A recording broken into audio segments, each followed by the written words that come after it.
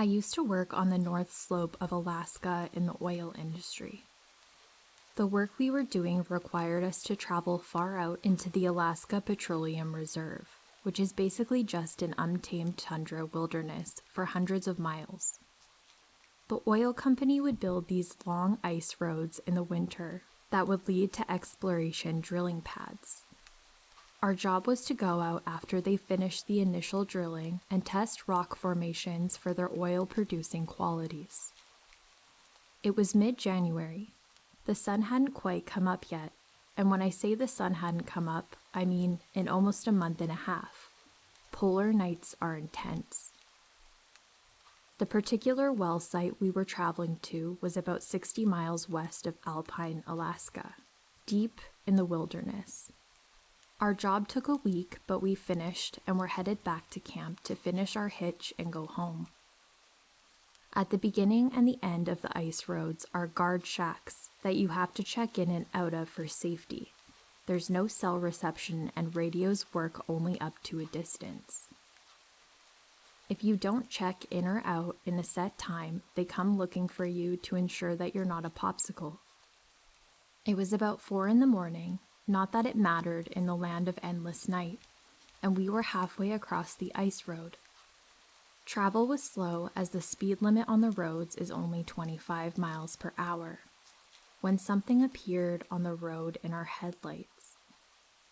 It was a man, in jeans, sneakers, and a hoodie jacket, walking down an ice road in wilderness tundra at 4 a.m., and it was -20 degrees outside. It's not usual for the local Inuit people to be out this far hunting. Maybe his snowmobile broke down and he's trying to get back to the guard shack? Seemed plausible. He didn't acknowledge us as our trucks rolled up next to him. He just kept shuffling forward. He didn't seem cold. His clothing, while totally not appropriate for this extreme weather, appeared warm and dry. We also noticed that he wasn't Inuit, but Caucasian. I rolled down my window and asked if he needed any help, and if he was okay. He still didn't acknowledge us, just kept shuffling forward. His face was completely blank, devoid of any thought or emotions. The other guy in my truck suggested that maybe he was in an accident and in shock. I continued rolling my truck alongside him as he trudged down the road, still trying to get his attention. Even in this extreme cold, I could occasionally get whiffs of a peculiar smell coming off of him. He smelled acidic, if that makes sense. There was just a lot about this guy that made the hair on my neck stand up. The guy behind me in the truck's crew cab had enough of all of this. He rolled down his window and reached out to grab the guy. He later said that he was just going to try and shake him out of his stupor. Before my buddy's hand could reach him, though, this walking popsicle spun around and latched onto my buddy's outstretched arm. He glared at my buddy and then at me with a look of pure rage, not removing his hand from his arm. If emotions had a physical temperature, this guy could have melted the entire tundra that night. My buddy groaned in pain as he tried to get his arm free from Mr. Popsicle. At that moment, this guy starts screaming in our faces. There was so much hate and rage and anger in that scream. It was absolutely terrifying. I slammed on the gas and spun out on the ice for a second before the wheels caught and launched us forward. Popsicle Dude still had a hold on my buddy's arm and was trying to pull him out of the truck. He was running alongside the truck while the other guys in the cab held onto my buddy to keep him inside. After several moments, it could only have been a few seconds at most, my buddy tore free from this guy and we hauled ass to the guard shack, another 30 miles down the road. We checked in with the guards and reported what we had just seen. The guard was looking at us like we were pulling a prank, but policy said that they had to check it out regardless. My buddy's arm was sore, and when he pulled back his sleeve, there were noticeable bruises in the shape of a hand around his arm. We filed a report with the guard and we were told to head back to our camp. None of us really wanted to talk about what happened, and it was a quiet drive the rest of the way. We flew home the next day. The next time we saw the guard at the shack, we asked him if they ever saw Mr. Popsicle on his patrols. He told us they searched up and down the ice roads for a solid 12-hour shift and saw nothing, not even tracks in the snow leading off the road. He told us that it was a good prank and that he'd get us back for making him waste a shift driving around. But it wasn't a prank. Who would make up a story like that? And who would willingly bruise their arm for a dumb prank? We never got a satisfying answer to what happened that evening, and I still wonder about that dude, if he even was a dude. The Alaskan tundra is a weird place, and that was just one of my many weird stories from my time up there. I'll work to write down more of my experiences and share them to the appropriate subs.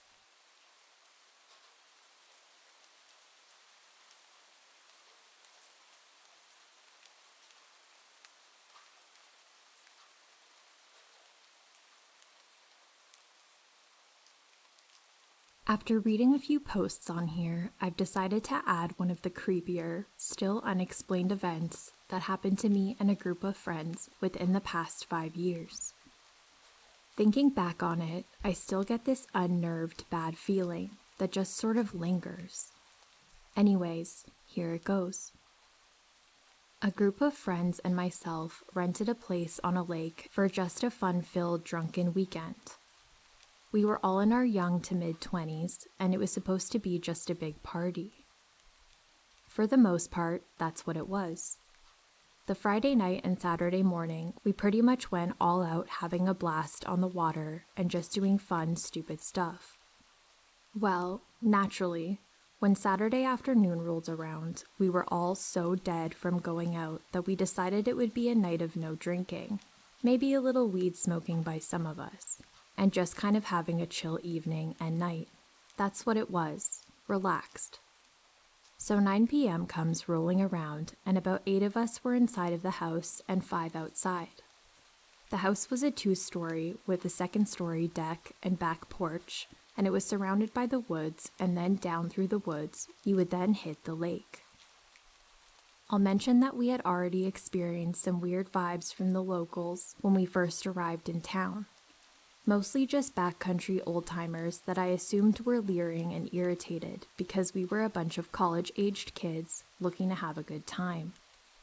But the town and the lakes were large, so it's not like anyone knew where we were staying. Anyways, 3 of my friends were on the upstairs back porch, and my other friend and I were downstairs just talking on this little old table near the woods. I mean, it was otherwise just a really nice night. My friend and I were just getting lost in conversation, and all of a sudden, there was this weird feeling that encompassed us. Like an unnerving physical experience that came from the woods behind us. It was just so strong, we both kind of quieted down, and then out of nowhere, this loud chanting abruptly came from the woods.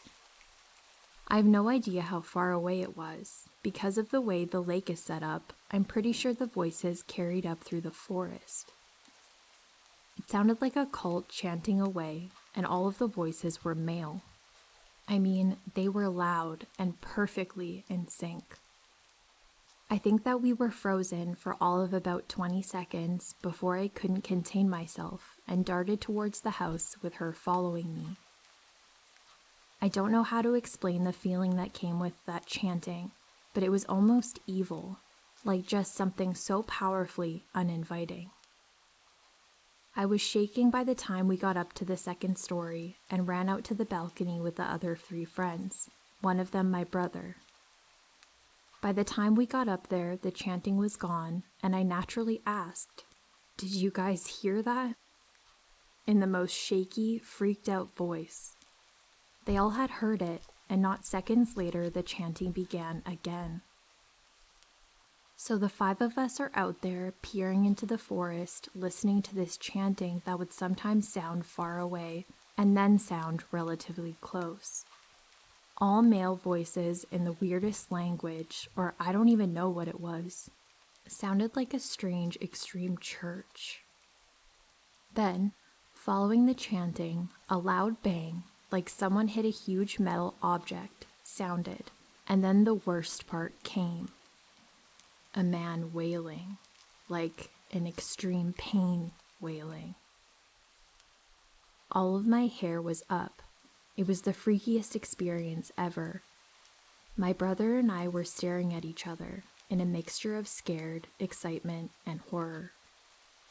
The wailing stopped, and then it was back to the chanting, which eventually died out. I was so freaked out by it, I wanted to call the cops, because whoever had screamed had been in a lot of pain.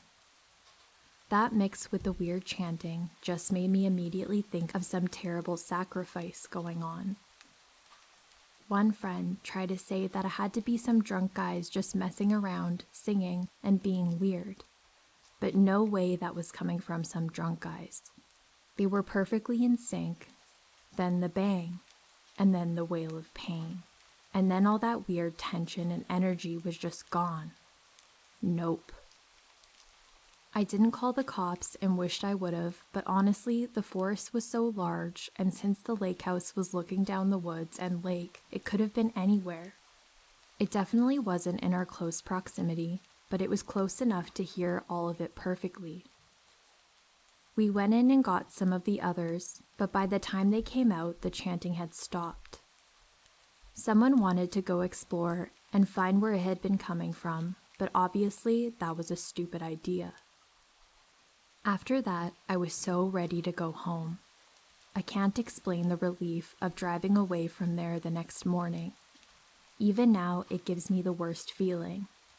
Whatever that was, it felt so wrong and evil. I'll never forget that moment.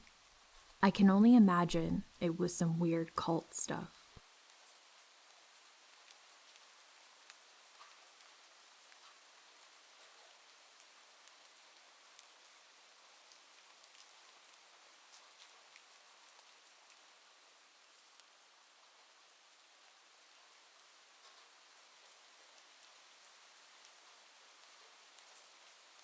A few years back, I was awake laying in bed. It was a quiet Sunday morning. I'm usually the first one awake in my house on the weekend, married, 3 kids. I remember this so vividly and clearly because we were in the middle of painting our bedroom and had the curtains off and the room was blindingly bright. I was awake in bed for about 10 minutes, just laying there with my wife asleep, thinking of the day ahead, when I heard someone coming up the stairs. Our home is 120 years old, creaky original flooring. I've heard this sound hundreds of times from my room.